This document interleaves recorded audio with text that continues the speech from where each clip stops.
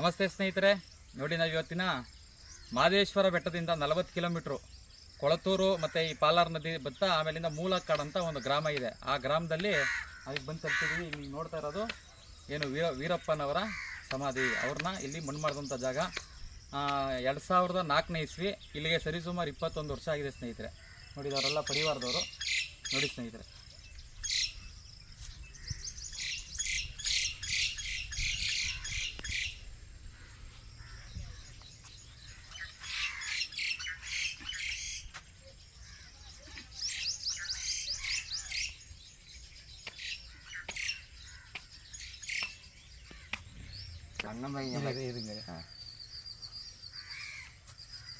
ಈಗ ಇವ್ರ ಇಲ್ಲಿ ನೋಡ್ಕೊಳ್ಳೋರು ಪೂಜಾರಪ್ಪ ಅವರು ತಾತ.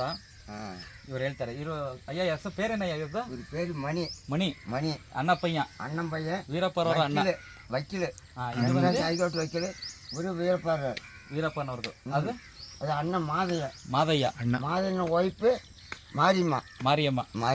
ನೋಡಿ ಇದು ಮಾರಿಯಮ್ಮ ಅಂತ ಅವ್ರ ಅಣ್ಣವ್ರ ವೈಫು. ಅವ್ರದ್ದೇ ಇದು ಸ್ವಂತ ಜಮೀನು. ಅದರಲ್ಲೇನೆ ಇದು ಮಾಡಿದ್ದಾರೆ, ಮಣ್ಣು ಮಾಡಿದ್ದಾರೆ. ಸುತ್ತ ನದಿ ಇದೆ. ಸಾಕು ಸ್ಟಾಪ್.